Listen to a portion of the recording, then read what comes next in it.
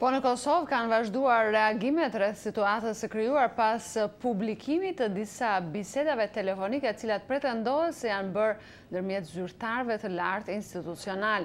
Qeveria thotë se bisedat që janë publikuar në YouTube janë të falsifikuara dhe jo ligjore, ndërsa Euleksi thonë se materialet e bisedave u bën publike pasi ishin dorëzuar gjykatës dhe Këshillit të Mbrojtjes në një proces gjyqësor.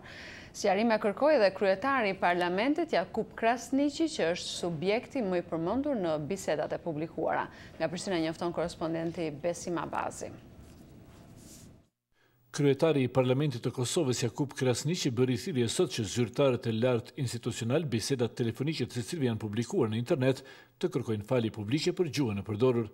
Komentet e tij pasuan bujën që nxiti publikimi i disa regjistrimeve të bisedave telefonike të përgjuara që pretendohet se janë zhvilluar ndërmjet shefit të grupit parlamentar të Partisë Demokratike të Kosovës Adem Grabovcit dhe kryeministrit të Kosovës Hashim Thaçi, ministres për integrim evropian Vlora Çitaku, i shefit të shërbimit informativ Kadri Veseli dhe kryetarit të komunës së Skënderajt Sami Lushtaku.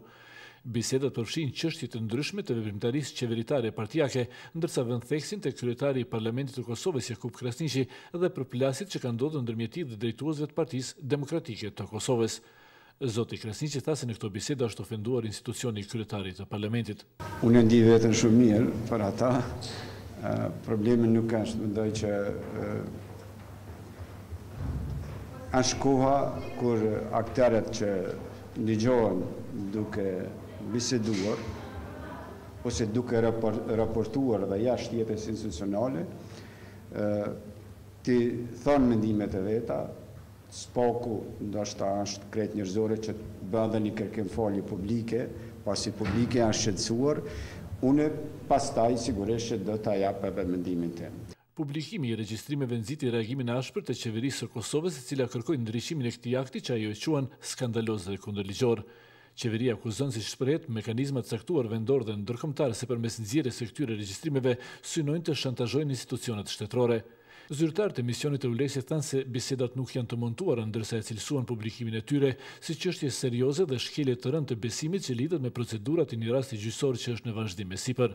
Materiali ishte dorëzuar nga prokurorët e Euleksit tek mbrojtja si dhe në gjykatë. Zyrtarët e Euleksit nuk kanë planuar të flasin se në lidhje me çfarë hetimesh mund të jenë bërë regjistrimet.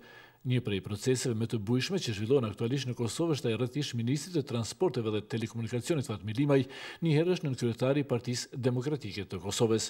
Ndaj zotit Limaj, që aktualisht ndodhet në paraburgim lidhur me akuzat për krime lufte, një javë më herët është ngritur një akuzë për korrupsion lidhur me periudhën kur ai drejtonte Ministrinë e Transporteve. Njëri nga personat e përfshirë në përgjimet e publikuara në internet është Adem Grabovci, shefi i grupit parlamentar të Partisë Demokratike dhe ishte zëvendës ministër në Ministrinë e Transporteve kur ajo drejtohej nga zoti Limaj. Zhvillimet rreth publikimit të bisedave të përgjuara kanë nxitur reagime të partive politike që kërkojnë ndryshimin e plot të kësaj ngjarjeje. Për Zërin e Amerikës, Besim Abazi, Prishtinë.